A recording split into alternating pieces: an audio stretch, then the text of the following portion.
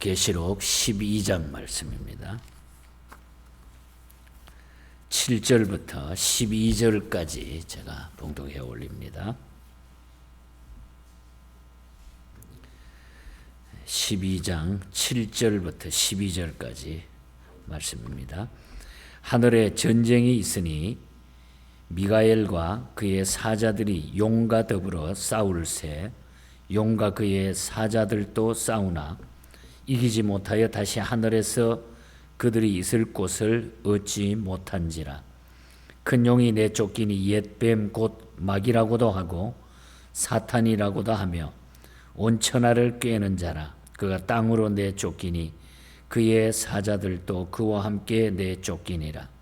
내가 또 들으니 하늘에 큰 음성이 있어 이르되 이제 우리 하나님의 구원과 능력과 나라와 또 그의 그리스도의 권세가 나타났으니 우리 형제들을 참소하던 자 곧 우리 하나님 앞에서 밤낮 참소하던 자가 쫓겨나고 또 우리 형제들이 어린 양의 피와 자기들이 증언하는 말씀으로써 그를 이겼으니 그들은 죽기까지 자기의 생명을 아끼지 아니하였도다.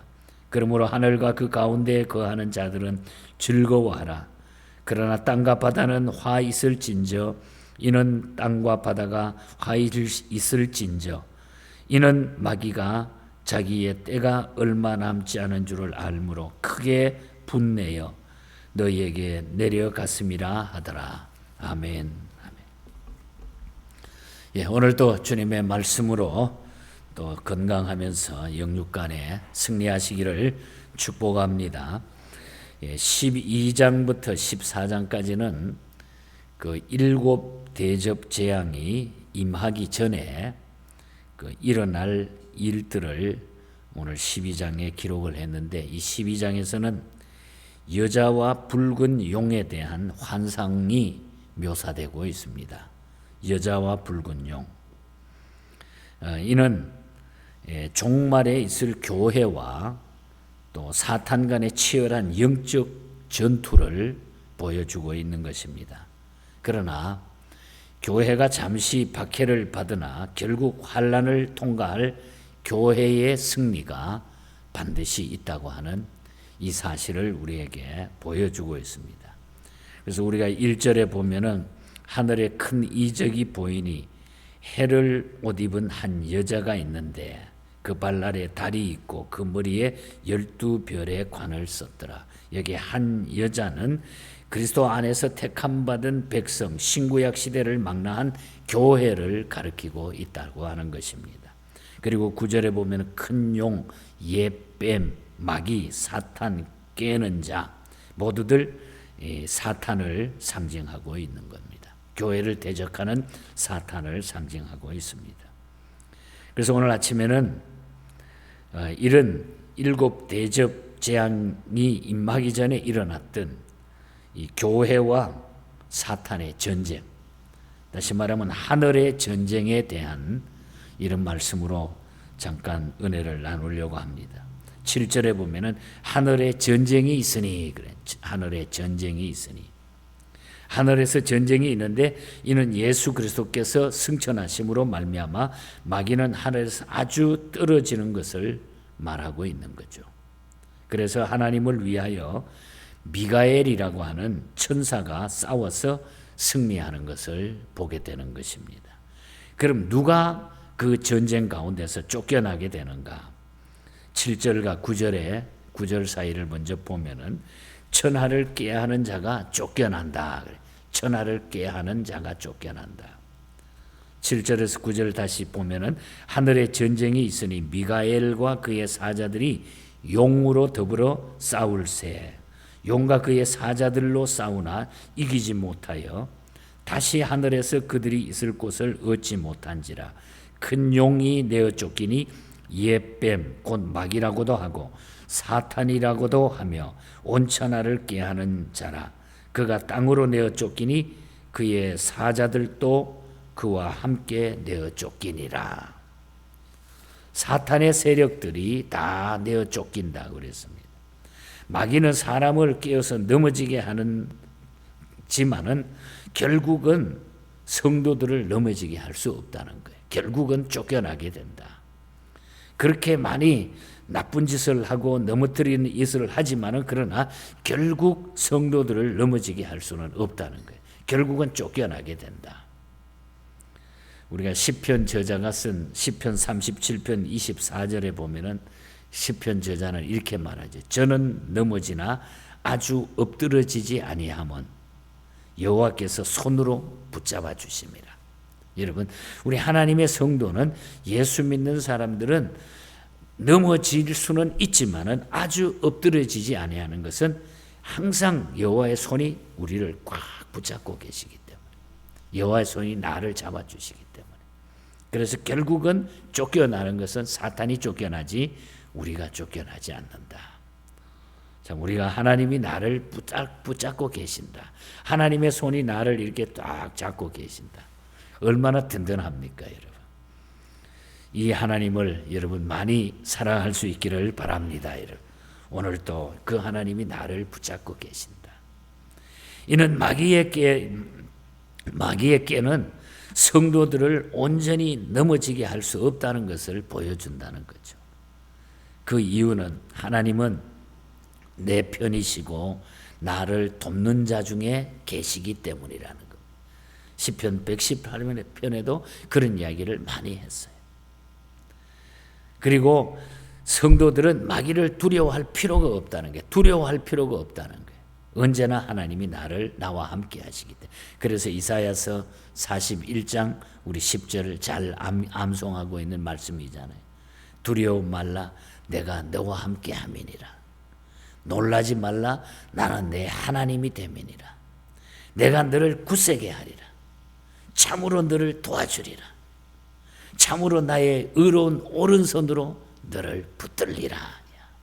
예, 그래서 우리가 두려워하지 않는 것은 마귀가 쫓겨가기 때문에, 쫓겨나기. 그래서 우리가 조금 힘들어도 끝까지 붙들고 견디는 자는 살아남는다는 거예요. 하나님이 나를 붙잡고 계시기 때문에. 그래서 우리가 중간에 포기하거나 낙심하거나 우리가 낙오자가 되지 않도록, 환난이 와도 우리 마지막 때가 되면은 그런 핍박과 환난이 우리 성도들에게, 교회에 주어진다는 거예요. 그걸 잘 견디라는 거죠. 그리고 누가 쫓겨납니까? 참소하던 자가 쫓겨나게 된다 그랬죠. 10절에 보면은 내가 또 들으니 하늘에 큰 음성이 있어 이르되 이제 우리 하나님의 구원과 능력과 나라와 곧 그의 그리스도의 권세가 나타났으니 우리 형제들을 참소하던 자, 곧 우리 하나님 앞에서 밤낮 참소하던 자가 쫓겨나고, 참소하던 자.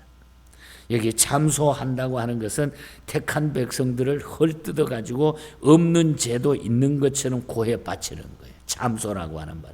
없는 죄도 있는 것처럼 그냥 만들어 가지고 막 그냥 고해서 바치는 거. 이와 같이 못된 자들이 하나님의 근처에서 얼씬도 못하게 될 것이다. 이 사람들이 다 쫓겨나게 될 것이다. 또한 참소해 보아야 아무 소용이 없다고 하는 겁니다. 바울은 로마서 8장 33절에서 35절 사이에서 이렇게 기록을 하고 있습니다. 누가 능히 하나님의 택하신 자들을 송사하리요? 의롭다 하시니는 하나님이시니 누가 정죄하리요? 죽으실 뿐 아니라 다시 살아나실 이는 그리스도 예수시니 그는 우리 하나님 우편에 계신 자요 우리를 위하여 간구하는 자시니 누가 우리를 그리스도의 사랑에서 끊을 것입니까? 환난이나 곤고나 핍박이나 기근이나 적신이나 위협이나 칼이라. 아무도 우리를 끊을 수 없다. 아무도 우리를 막을 수 없다. 주님과 내 사이를 끊을 수 없다. 참소하던 자가 결국은 쫓겨나게 된다. 마귀 사탄은 쫓겨난다. 괴롭히던 자가 다 쫓겨난다. 참소하던 자가 쫓겨난다. 그래서 사탄은 하늘의 전쟁 때에 사탄은 쫓겨나게 된다. 참소하던 사탄이. 그리고 또 한 가지 더 보면은 11절에서 12절에 보면은 하늘에는 평화, 땅에는 화가 있으리라 그랬어요. 하늘에는 평화가 있지만 땅에는 화가 있으리라. 11절 봅니다. 또 우리 형제들이 어린 양의 피와 자기의 증거하는 말씀으로서 그들을 이겼으니 그들은 죽기까지 자기들의 생명을 아끼지 아니하였도다. 그러므로 하늘과 그 가운데 거하는 자들은 즐거워하라. 그러나 땅과 바다는 화 있을진저 이는 마귀가 자기의 때가 얼마 남지 않은 줄을 알므로 크게 분내어 너희에게 내려갔음이라 하더라. 성도들이 마귀와 싸워서 이긴 것은 그들이 잘해서가 아니고 예수 그리스도의 보혈의 공로로 인하여 승리하여 평화를 누리게 된다 하는 그런 말씀이죠. 구속받은 자들은 이미 천국을 소유하여 기쁨을 맛보고 평화로운 상태에 생활하지만은 마귀나 이 마귀의 지배를 받고 있는 자들은 장차 어떻게 될 것을 알기 때문에 더욱 발악을 하고 불안해가지고 막 공포 속에서 살게 된다는 거예요. 이것이 화라. 하늘에는 평화가 있지만은 땅에는 화가 임한다. 그래서 우리는 하늘에 늘 소망을 두고 이 기쁨을 가지고 살아가는 성도가 되었기 때문에 얼마나 감사한지 몰라요. 그래서 이 땅에 받는 핍박과 어려움이 혹 우리에게 이제 말세 때에 닥칠지 모르지만은 그걸 잘 견뎌야 돼. 영원한 소망은 거기에 있기 때문에, 하늘에 평화가 있기 때문에, 땅에는 화가 있기 때문에 땅에서 우리는 기쁨을 누릴 수가 없습니다. 그래서 우리는 위의 것을 바라보고 살아가는, 땅의 것을 다 끊어버리고 위의 것을 바라보고 우리가 비전을 가지고 계속해서 전진해 나가는 우리 모두가 될 수 있기를 바랍니다. 여러분, 마귀의 힘이 아무리 강하다고 해도 그리스도의 능력만은 어찌 따라오겠습니까? 그러므로 마귀는 패배의 쓴 잔을 마시고 하늘에서 완전히 쫓겨나고 성도들을 헐뜯는 자들도 쫓겨나고 구속받은 자들은 그러나 평화롭게 그렇게 살지만은 구속받지 못하고 마귀의 지배를 받는 자들에게는 그 결국은 화가 미치게 된다. 화가 미치게 된다. 그러니까 이 땅 위의 교회와 이 사탄의 이 전쟁은 결국은 교회를 승리자로 하나님은 만들어 주신다. 교회가 승리한다. 교회는 하나님이 지키시니 결국 승리한다. 하나님의 성도는 결국 승리한다. 교회의 승리, 성도의 승리를 오늘 본장에서 되게 중요한 메시지로 우리에게 전해주고 있습니다. 예일대학 총장을 역임했던 티모테 드와이드 목사님이 예루살렘이라고 하는 그 성전의 그 깊은 의미를 새기면서 이것을 젊은 학생들에게 대신 이것을 교회로 인식시키면서 교육을 하기 시작합니다. 그래서 그는 찬송가 가사를 이렇게 만들었죠.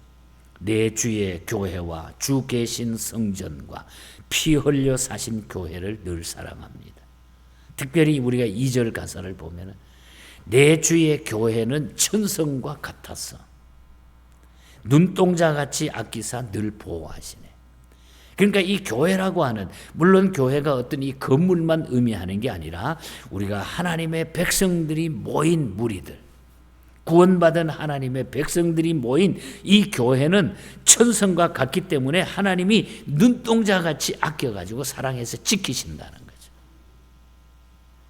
그래서 어릴 적 젊은 학생들에게 이런 교회의 이미지를 심어주고 교육했으니까 이 미국이 튼튼하지 않을 수가 없었어요. 그러니까 1800년도 이 드와이드 목사님은 1752년부터 1817년이니까 초창기에 미국이 이런 정신으로 젊은 세대가 교육을 받았다는 거예요.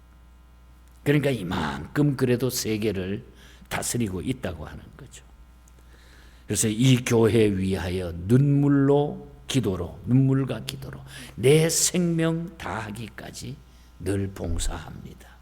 하늘의 영광과 베푸신 축복이 진리와 함께 영원히 시온에 넘친다.